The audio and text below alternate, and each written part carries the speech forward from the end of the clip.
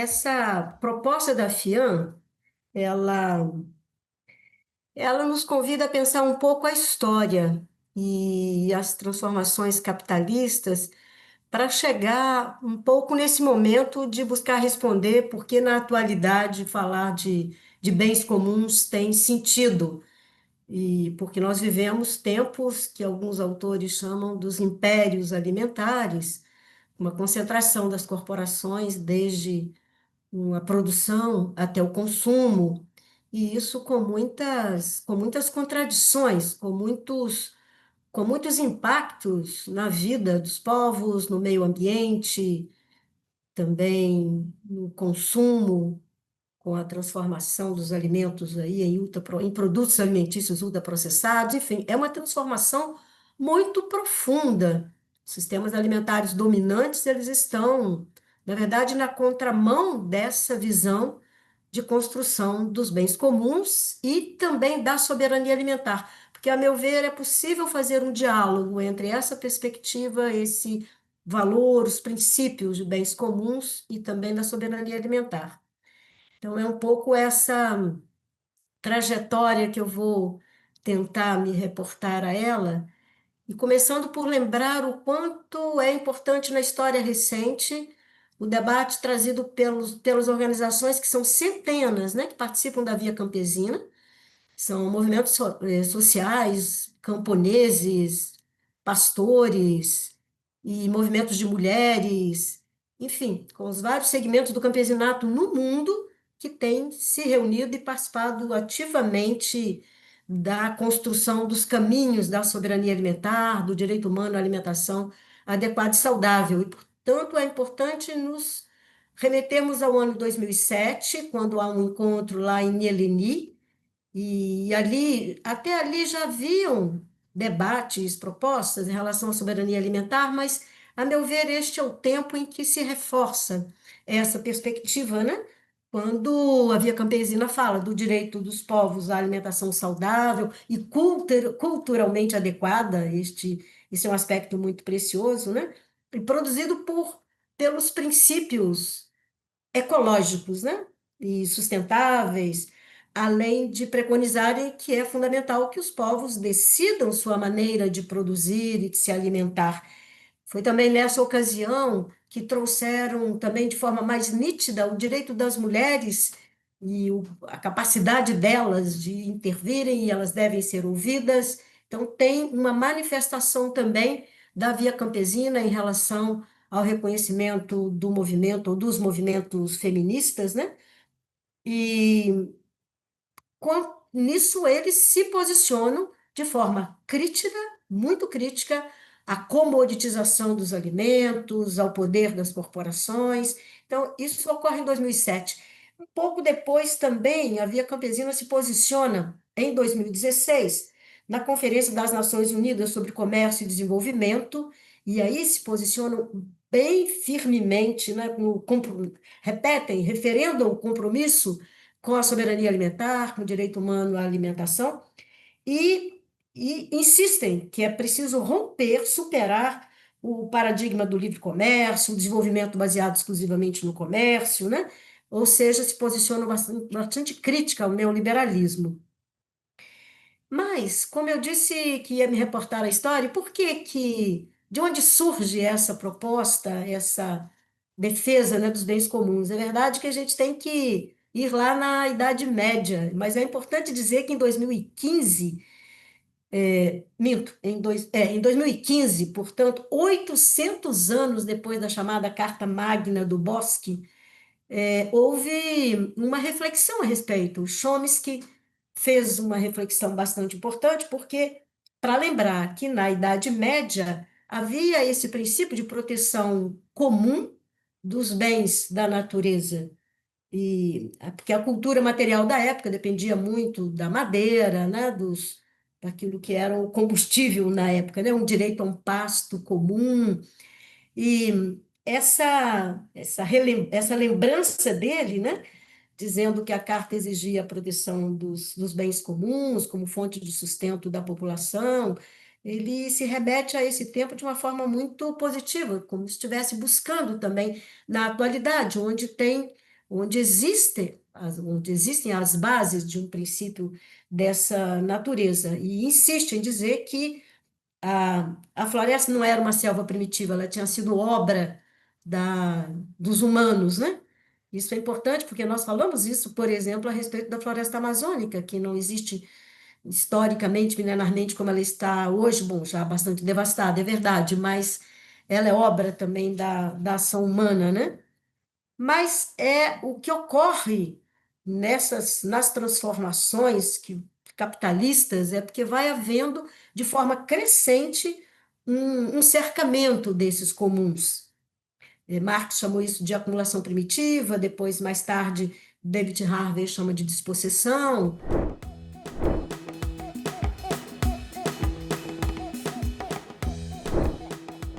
É bem importante dizer como teses vão sendo construídas e vão tentando provar que essa maneira de proceder com a natureza de forma comunitária, que isso causava até uma tragédia. Por exemplo, essa é a tese de Garret Hardin, em 1968.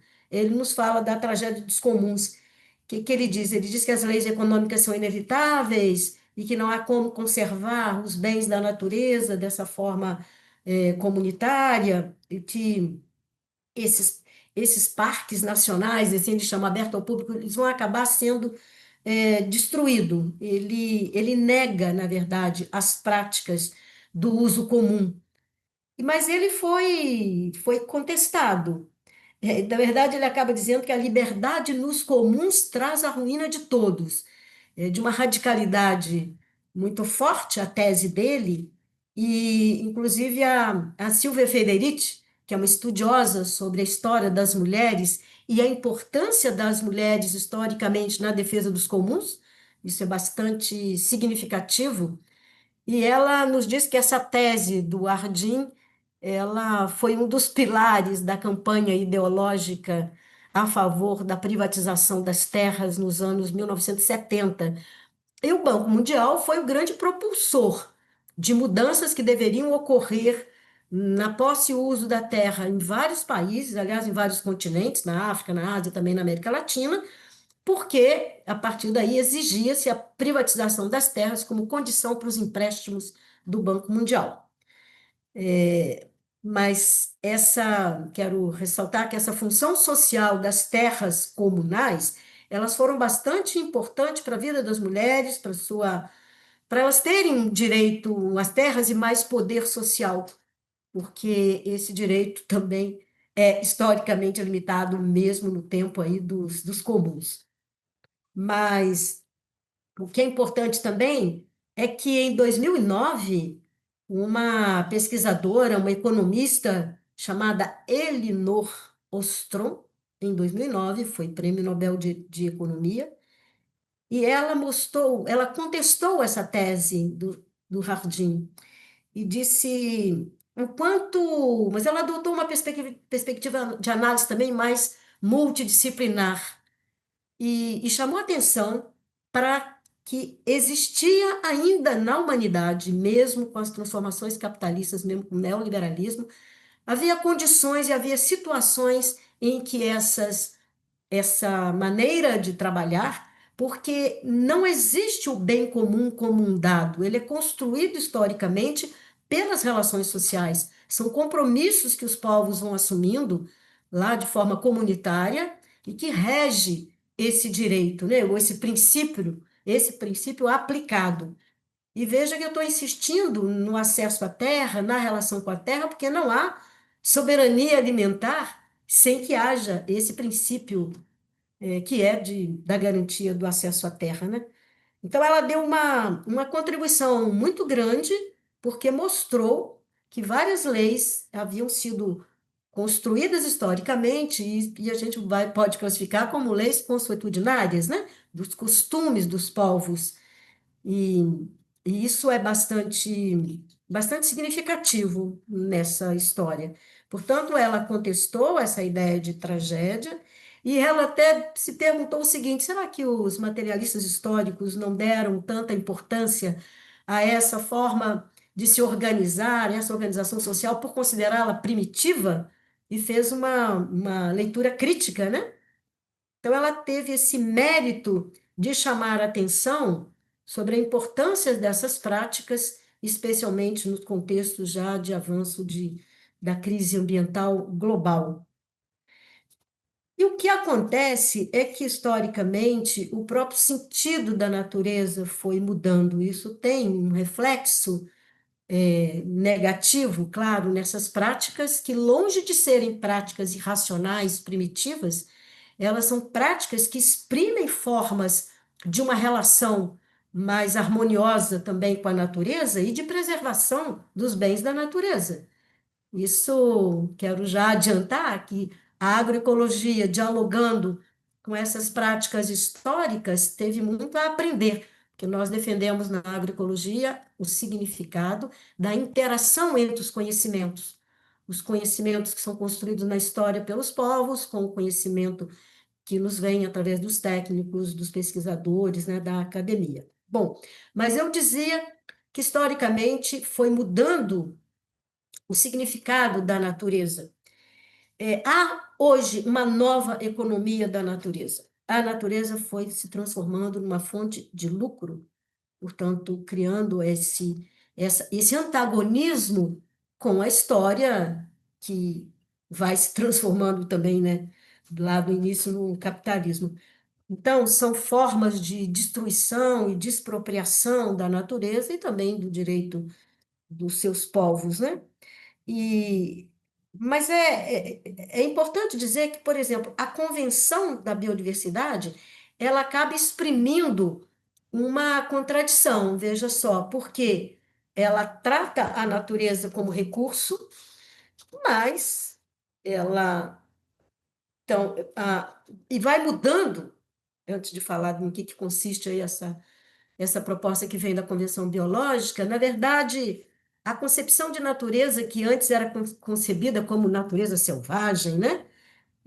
Ou que às vezes precisava ficar intocada, essa transformação da natureza como parte da economia vai dando margens para os processos que vivemos hoje, que é de financiarização da natureza e da crescente artificialização também da produção de alimentos, né?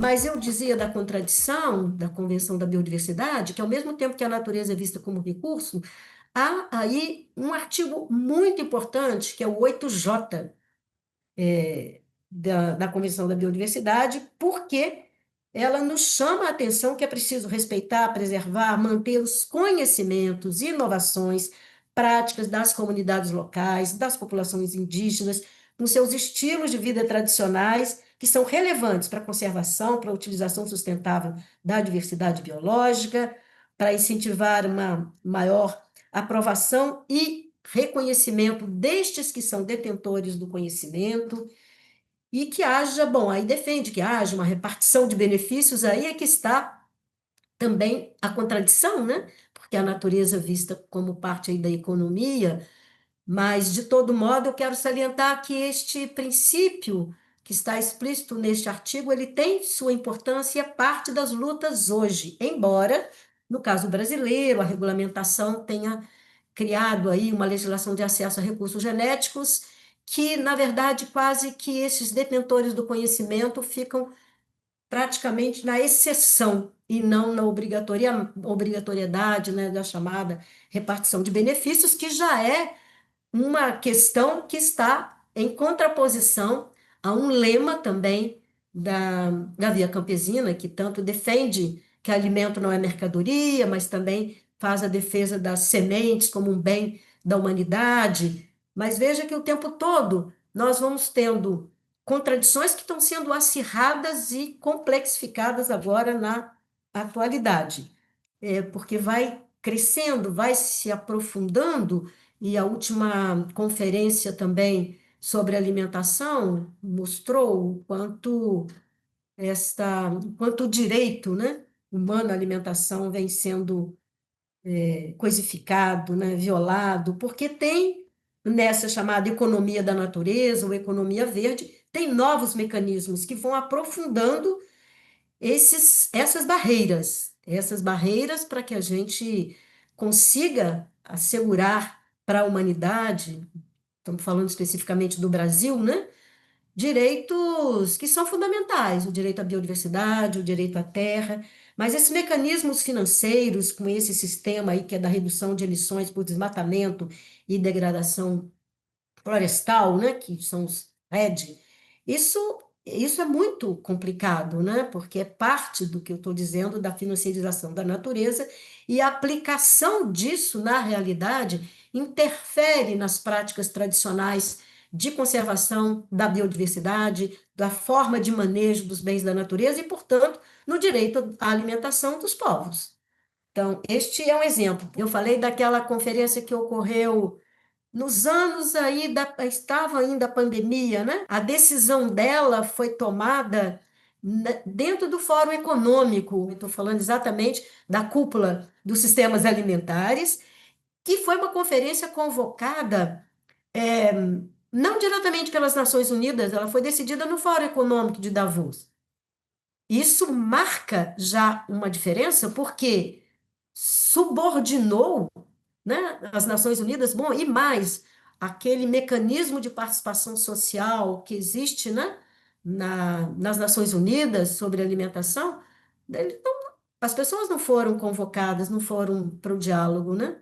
Foi uma decisão do Fórum Econômico e como se as respostas para a questão alimentar, para a crise alimentar, estivessem em técnicas e elas acabaram, as propostas acabaram reforçando o poder das corporações e com muita ênfase nessas redes, né, nessas plataformas digitais que vêm controlando também cada vez mais a produção e também, inclusive, a decisão do consumidor, né? Nós estamos bastante controlados aí pelos algoritmos. Mas então eu dizia que tem novos mecanismos como, por exemplo, esse mecanismo mesmo de propriedade intelectual a que eu me referi na, lá na Convenção da Biodiversidade, porque ignora que a conservação da biodiversidade está baseada no sistema de valores, e de valores, inclusive, ontológicos, em relação à percepção do que representam os animais, as plantas. Então, é esse processo que eu estou chamando de uma artificialização e homogeneização também das sementes, né, que foram se transformando em sementes híbridas e também depois sementes transgênicas, e que por imposição também dessas corporações, então passa a haver uma dominância desses valores de troca em detrimento do significado dos valores de uso.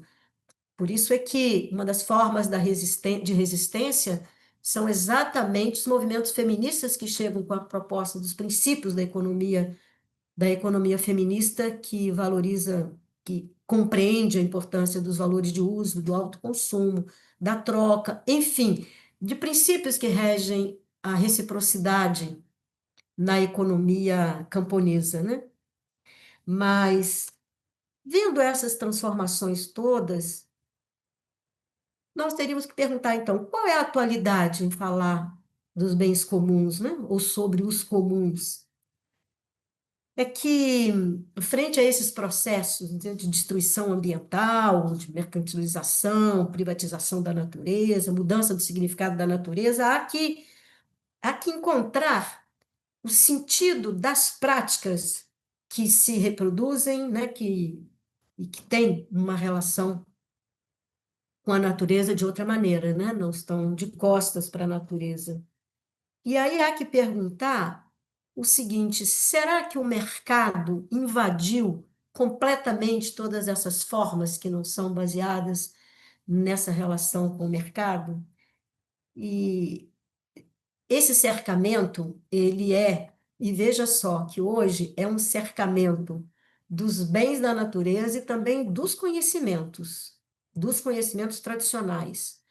Por isso é que é bem que um debate como esse que a FIAN está nos convidando nos chama para aprofundar esses processos destrutivos, mas, ao mesmo tempo, tentar encontrar algumas alternativas e formas de resistência hoje, né?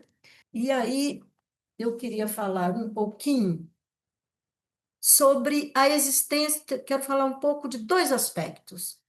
De um lado, do esforço que nós temos que fazer para identificar se há marcos regulatórios que contribuem para a defesa dos comuns, ou, melhor dizendo, que contribuem para a defesa desses povos e do nosso direito, né, à alimentação. E depois, identificar onde estão exatamente as formas de resistência. Os marcos regulatórios, que, a meu ver, dialogam com esse debate, se encontram lá na nossa Constituição Brasileira de 1988.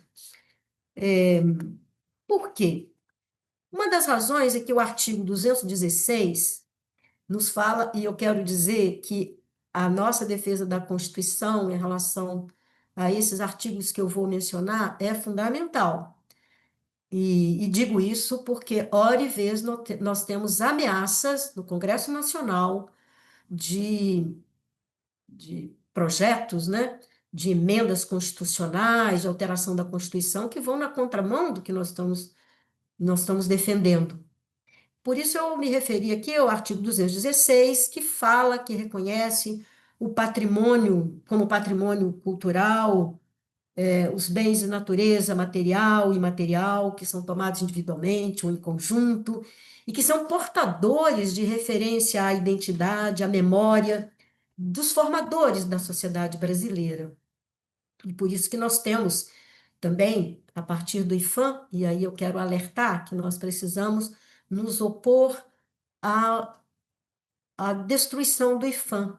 Está sendo proposto por um deputado do PL de São Paulo, como se nós não precisássemos mais do Instituto do Patrimônio Histórico. E é o Instituto do Patrimônio Histórico que, no seu desenvolvimento, chegamos a ter os livros, né? Que tem lá as formas de expressão, de criar, e que não são só as criações científicas, mas essas criações que vêm dos povos com suas memórias, seu pertencimento, sua identidade. E aí está a relação com o direito humano à alimentação, com o sentido, né, das nossas culturas alimentares.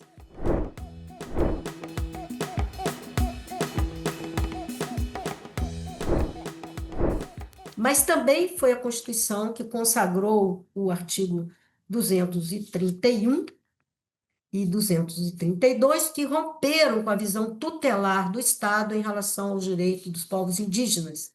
Isso é extremamente importante, e lá também nós encontramos uma referência às terras tradicionalmente ocupadas no Brasil. Vamos prestar atenção a essa perspectiva, porque onde há terras tradicionalmente ocupadas, há formas de uso da terra de forma comunitária. E aí está encerrada a ideia ou a prática dos bens comuns, né? Mas também vamos lembrar que a Constituição brasileira tem o artigo 68, que define o domínio das terras pelas comunidades quilombolas, mas também a Convenção 69 da OIT, que assegura, né, e ela já foi incorporada na nossa legislação, tem um decreto que acentua, né, que nos fala dessa declaração, dessa convenção, né? E que explica as medidas que precisam de consulta prévia, livre, informada, em relação a propostas de projetos de várias naturezas que incidam nos territórios desses povos. Mas também, um tempo depois, nós temos o decreto 6.040 e depois o decreto 8.750, que fala das comunidades tradicionais. E aí tem uma definição excelente, que é a definição de território.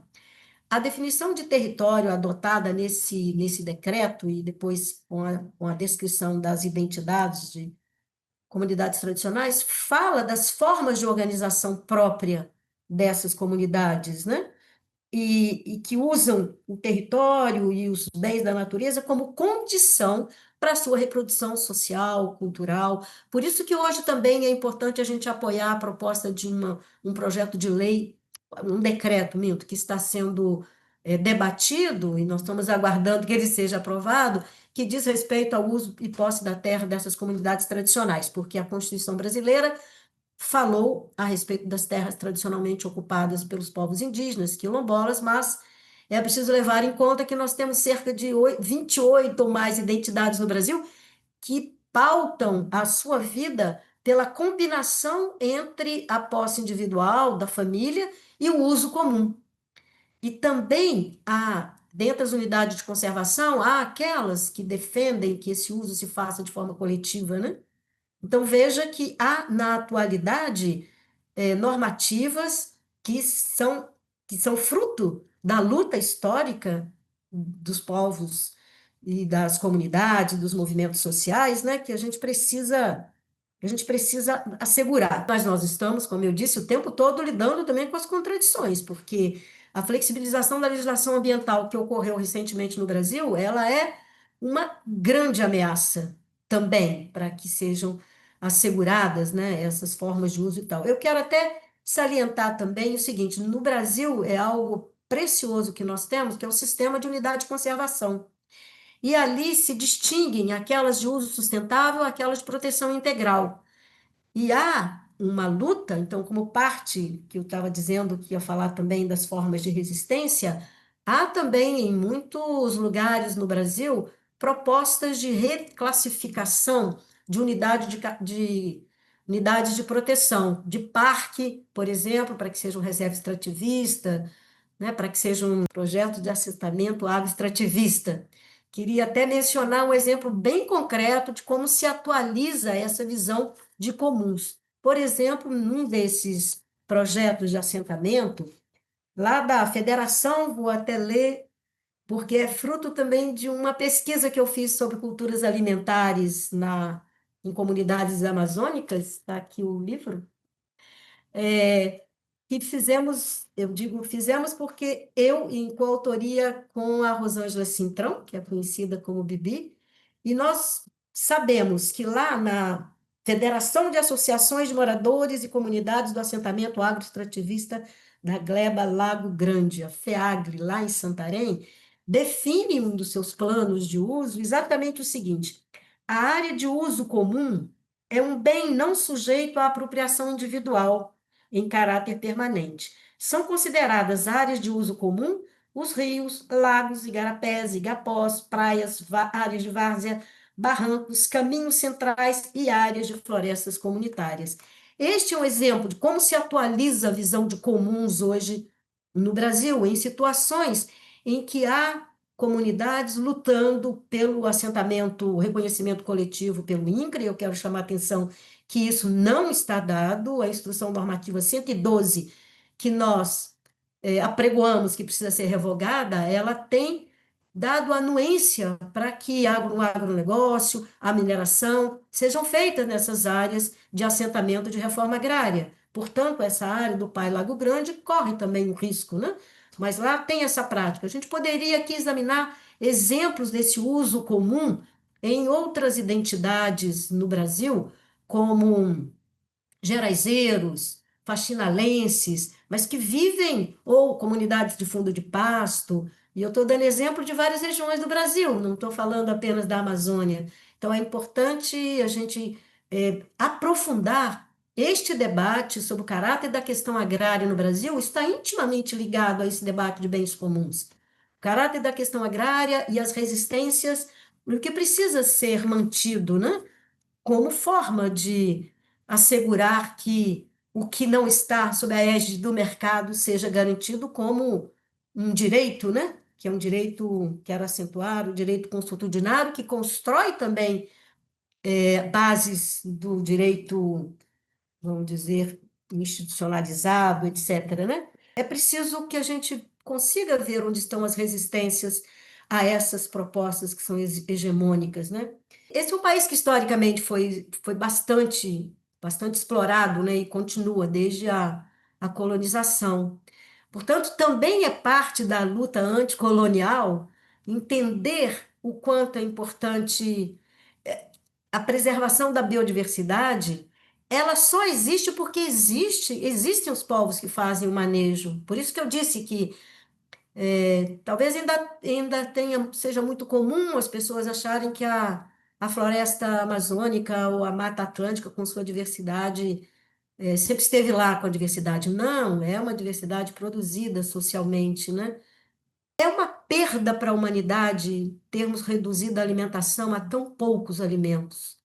São milhares e milhares de possibilidades de alimentação. No caso brasileiro, eu queria inclusive ressaltar que é muito importante a decisão do atual governo em fazer uma mudança da cesta básica de alimentos.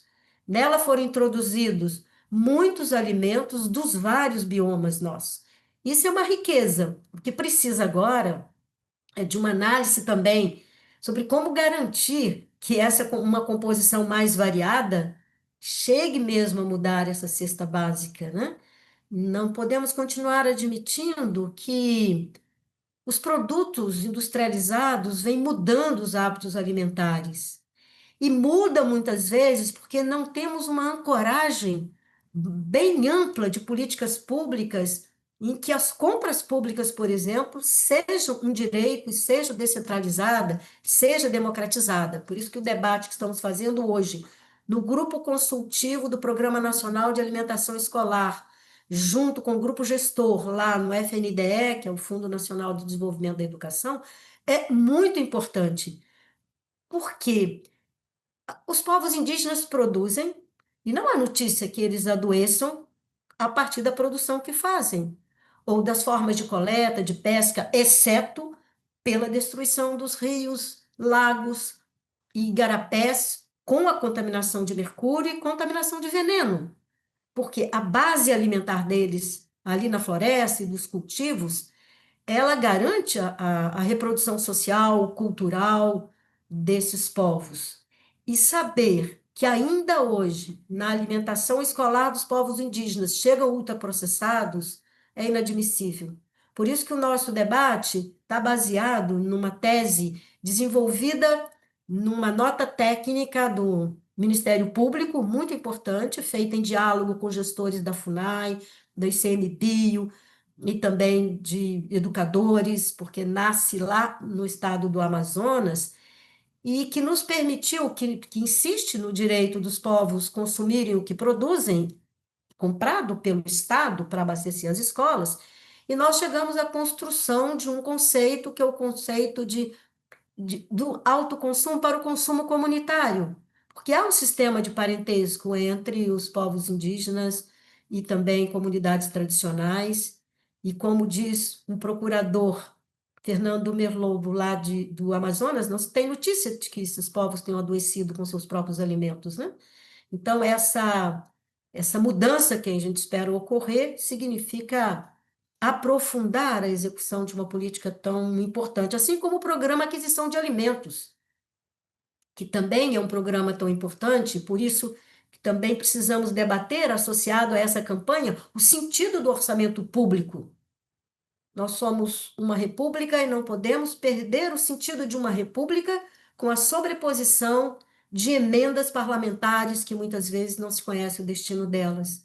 O que nós precisamos é um orçamento público submetido à análise da participação social, do controle social. Por isso que um conselho como o Conselho Nacional de Segurança Alimentar e Nutricional, junto com a Comissão Nacional de Agroecologia, junto com o Conselho de Desenvolvimento Rural Sustentável, são dentre outros, mas também o Conselho de Povos e Comunidades Tradicionais, são fundamentais para analisar o quanto de orçamento público é destinado para programas que associam com o direito ao uso da terra de forma democratizada e com a garantia do direito humano à alimentação com recurso público. Esta é uma agenda, a meu ver, fundamental nesse tempo agora de eleições.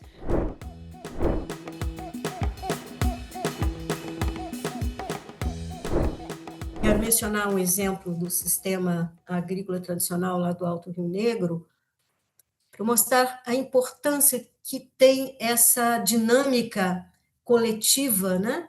E, no caso, neste exemplo, são cerca de 20 povos indígenas que constituem uma rede social de troca de semente que sai do Brasil e vai de Manaus até um lugar que chama Mitu, na Amazônia colombiana. São muitas etnias, e essa circulação se faz entre as mulheres, que recebem a doação de suas sogras, enfim, um sistema bem complexo, mas não é exclusivamente a troca da semente de maniva, da mandioca, mas são roçados complexos com várias espécies, né, e variedades. São esses conhecimentos tradicionais que permitem, então, fazer o manejo dessa complexidade que é esse sistema que foi reconhecido pelo IFAM. E é bem importante, nós temos no Brasil outras experiências que talvez também devessem se inscrever, sim, mais recentemente também tem um sistema das comunidades quilombolas do Vale da Ribeira, e tem outros exemplos também já inscritos, que de memória que não tenho agora, mas é bem importante. Mas também queria falar da organização social das quebradeiras de coco, que fazem uma luta pelo babaçu livre, que é uma proposta bastante significativa e que esse babaçu esteja livre lá onde ele está, independentemente de ser uma terra com propriedade, muitas vezes nem é uma propriedade regularizada, né? Nós também estamos assistindo no Brasil a um processo crescente de apropriação privada de terra pública. Então, a luta das quebradeiras é bem significativa e há municípios que já assimilaram essa proposta, muitas vezes não traduzida em práticas, mas é uma luta que se mantém. Importante também saber que são usos sociais muito amplos do babaçu, ou de toda a palmeira, né? Por isso que as encantadeiras cantam o tempo todo, não derrubem essa palmeira. Mas também temos um exemplo já no Brasil de um que chamamos de sistema importante do patrimônio agrícola mundial, são os CIPANs, que é a tradução em português, e é fruto de uma inovação das Nações Unidas através da sua unidade lá, a FAO, que é de alimentação e agricultura, né? E que identifica, a partir de alguns critérios, situações que representam uma combinação de paisagem, de conservação da biodiversidade, e também do atendimento à alimentação. E esse programa foi criado pela FAO em 2002, e aqui no Brasil nós temos o CIPAM, então, dos apanhadores, das apanhadoras de flores, na Serra do Espinhaço, em Minas Gerais. E são as mulheres que representam o maior número de integrantes da Comissão em Defesa dos Direitos das Comunidades Extrativistas, que é a CODESEX, situada lá no município de Diamantina, em Minas, né? E lá existe essa situação. Foi criado um parque em 2002 que criou um tensionamento, né, com essas comunidades que lá já estavam, inclusive onde há o registro de espécies de gado muito antigo, da época ainda da colônia. E eu quero insistir nisso, esse sistema, para ser reconhecido, precisa ser visto como o que assegura a segurança alimentar e nutricional, biodiversidade, um sistema de conhecimento e tecnologias adaptadas, sistema de valores em uma organização de organizações sociais, enfim, e as paisagens que são características do manejo, e a diversidade lá é significativa, né, de animais, bom, as flores, mas também os roçados, enfim. E este parque, é preciso que haja que a legislação aceite, né, a presença humana nesses parques. E eu tenho quase certeza que já houve uma modificação nos últimos tempos em que essa presença ela é prevista, mas era preciso também conferir.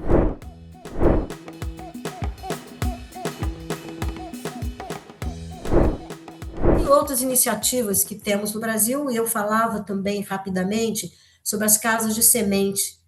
Isso é bem importante, né? Porque as mulheres, sobretudo, que estão na maior parte dessas casas, ou então, que também, mesmo em lugares que não têm as casas de semente, mas conservam lá nas suas famílias, é uma luta permanente contra a homogeneização, né, a uniformidade genética, e também uma resistência ao poder das corporações. mas a ação das mulheres tem um significado também muito especial que se relaciona com a alimentação, é que quando elas conservam as variedades de sementes, elas estão levando em conta também, se chamam de descritores, o sabor das sementes, o tempo de cozimento das sementes para transformar, né, nos alimentos. Isso é muito significativo e tem muitas vezes mesmo esse sentido simbólico, ontológico, né, do que representa uma semente que passa de gerações em gerações, que contém aí a ancestralidade, né? Esse conjunto de aspectos precisa ser bem compreendido, e isso é parte também do que nós estamos chamando aqui da defesa dos comuns. Também podemos falar das raizeiras do Cerrado, que criaram esses protocolos bioculturais, que também vêm sendo tratados em outros lugares do país. São lutas de resistência e que devem se constituir como parte também das políticas públicas, né, que reforcem essa perspectiva, isso que contribui para a reprodução social, material dos povos e também da nossa natureza, que se manifesta de tantas diferentes formas nos vários biomas e ecossistemas.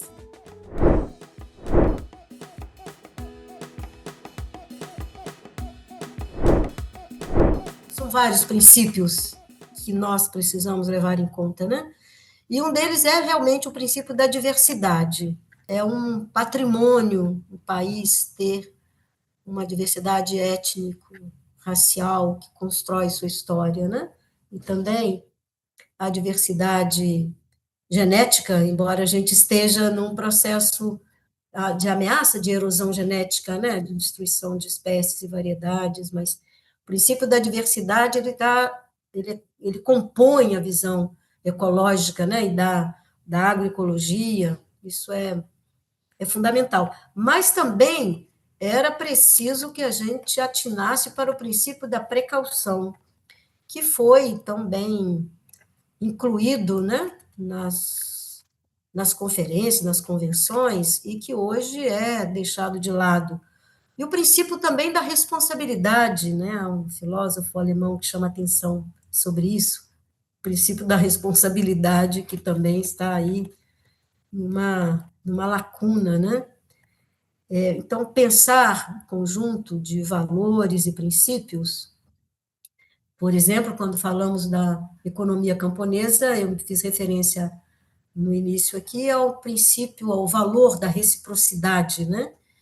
E essa importância que é entender a economia não exclusivamente a partir da mercadoria, né, do mercado, mas pensar a economia, o significado do autoconsumo, o significado também de uma alimentação de qualidade que nos permite reduzir custos SUS no sistema de saúde, né? O adoecimento no Brasil hoje, em razão das mudanças do perfil alimentar, seguramente sobrecarrega o sistema de saúde. Eu costumo dizer que nós precisamos de construir parcerias com organizações da saúde, e já temos uma grande parceria com a Fiocruz, que é muito importante, com a defesa e a prática da Fiocruz em torno da agroecologia, e entender a agroecologia, que a agroecologia produz saúde. Então, por um lado, nós temos que continuar analisando e protestando contra o impacto dos venenos adoecendo, e, de outro lado, mostrando que a agroecologia produz saúde, né? A ação orgânica da agroecologia produz saúde. São valores, né, que também contribuem para humanizar a vida, né? O fato de termos no Brasil hoje uma política, por exemplo, de agricultura urbana, é muito significativo pensar que a gestão da cidade não se faz, as cidades não são apenas os lugares que produz resíduo, a cidade também produz um alimento, e mais, com a agricultura urbana associada à visão de gestão urbana e da expansão da cidade, considerando esses espaços que têm relação com o próprio clima, né? Isso é bem significativo. Afinal, nós temos um Estatuto da Cidade, que é uma conquista da luta pela reforma urbana, e que, embora não fale nada sobre alimentação, nos diz de mecanismos de gestão da cidade, como as zonas, né, de interesses especiais, de interesse social, as ZEIs. Então, quiséramos nós que os planos diretores nas cidades brasileiras tivessem as zonas especiais de garantia da segurança alimentar, né? Porque em muitos lugares a monocultura da soja está chegando quase que na porta da cozinha, ou sei lá, talvez da sala das populações, né? Que estão sendo expropriadas, na verdade, né? Ou, no caso de grandes empreendimentos, como usinas eólicas, que estão também levando a uma expulsão silenciosa, ou a guerra química dos venenos, como tem sido chamado e tem sido demonstrado que há uma redução ou destruição de área de plantio de alimentos em muitos lugares, como tem toda a evidência nas denúncias feitas pela Rede Agroecológica do Maranhão, que levou a denúncia, inclusive, ao Conselho de Direitos Humanos das Nações Unidas. Isso tudo está na contramão do que nós estamos dizendo aqui, né? Mas também considerar que o alimento é arma de guerra hoje, isso também depõe contra a própria humanidade, né? Em resumo, eu quero dizer que pode parecer utópico, mas também vivemos tempo de distopia, é preciso encontrar algum lugar também das utopias, mas não é falar de uma abstração quando falamos dos caminhos da construção da soberania alimentar. Isso é uma decisão política que se assenta na firmeza que precisamos ter na defesa de sistemas alimentares sustentáveis, agroecológicos, né, com democratização da terra. E aí isso dialoga com esta visão e prática dos comuns. Quero insistir que eles não estão destruídos no planeta. Eles existem em muitos lugares e é preciso, portanto, ouvir segmentos do campesinato, povos indígenas, quilombolas, comunidades tradicionais, precisam ser ouvidos. Não é de bom tom continuar dizendo que o Brasil é celeiro do mundo, quando, ao mesmo tempo, não garante os direitos desses povos. E celeiro do mundo, não há que ser celeiro do mundo, há que ser defensor e prático da soberania alimentar do país, porque o que é exportado são commodities, e muitas vezes para alimentar os animais em outros países. E nós não podemos continuar convivendo com uma história que reduz a área de produção de feijão, de arroz, reduz o consumo, né? Falar de sistemas alimentares justos, sustentáveis, agroecológicos, significa pensar no consumo. Por isso que essa interação campo-cidade é muito importante, e ampliar essas interações entre as plataformas, plataforma da reforma agrária associada com a plataforma da defesa da biodiversidade, associado à reforma urbana, isso forma um conjunto que não pode ser dissociado, né? Essa tríade da reforma agrária, reforma urbana, biodiversidade, soberania alimentar, aliás, já virou um quadrilátero com a agroecologia. É preciso ver examinar e atentar mais para a importância política de hoje desses pilares. Não estamos falando do ontem, estamos falando do hoje, do amanhã, sem perder de vista que há uma ancestralidade, que há uma história da humanidade que também nos deixa legados, né, que são bem significativos.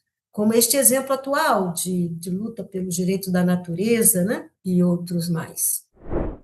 Esse convite que a FIAN nos faz para aprofundar esse debate sobre alimentação como bem comum me fez lembrar também um grande amigo que já não está entre nós, Jean-Pierre Leroy, meu ex-colega da FASE, a quem também quero me dirigir, porque ele se debruçou bastante nessas reflexões sobre a questão dos bens comuns e chegou a escrever um belo artigo cujo título é Mercado ou Bens Comuns?